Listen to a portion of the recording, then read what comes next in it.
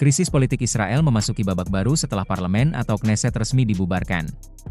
Keputusan ini mempersempit ruang gerak Perdana Menteri Benyamin Netanyahu untuk mempertahankan pemerintahannya yang selama ini bertumpu pada koalisi dengan mayoritas tipis. Pembubaran parlemen menjadi konsekuensi dari kegagalan koalisi pemerintah mempertahankan dukungan politik di tengah meningkatnya tekanan dari partai-partai oposisi maupun mitra koalisi sendiri.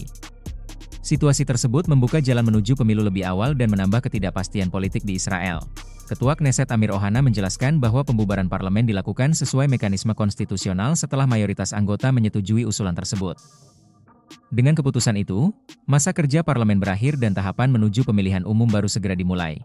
Di sisi lain, Perdana Menteri Benyamin Netanyahu menegaskan bahwa dirinya tetap akan memimpin pemerintahan transisi hingga terbentuk kabinet baru. Ia juga menyampaikan keyakinannya bahwa koalisi yang dipimpinnya masih memiliki peluang memperoleh kembali mandat rakyat dalam pemilu mendatang. Namun, sejumlah pengamat politik Israel menilai posisi Netanyahu kini jauh lebih sulit dibandingkan pemilu-pemilu sebelumnya. Selain menghadapi perpecahan di internal koalisi, ia juga masih dibayangi kritik atas penanganan perang di Gaza, persoalan keamanan nasional, serta proses hukum yang telah lama menjeratnya. Tekanan terhadap Netanyahu juga datang dari keluarga sandera yang masih ditahan Hamas.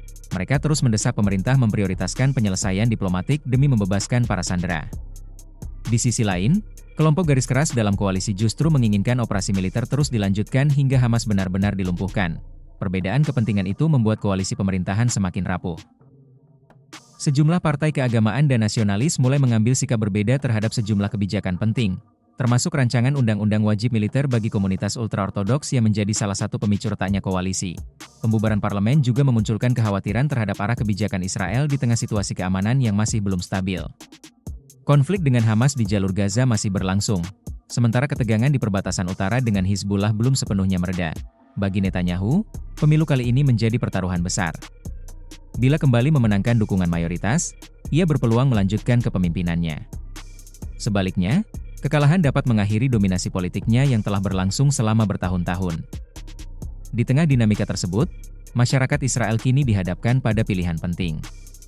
Pemilu mendatang bukan sekadar menentukan siapa yang menjadi Perdana Menteri, tetapi juga arah kebijakan keamanan, stabilitas politik, dan hubungan Israel dengan kawasan Timur Tengah dalam beberapa tahun ke depan.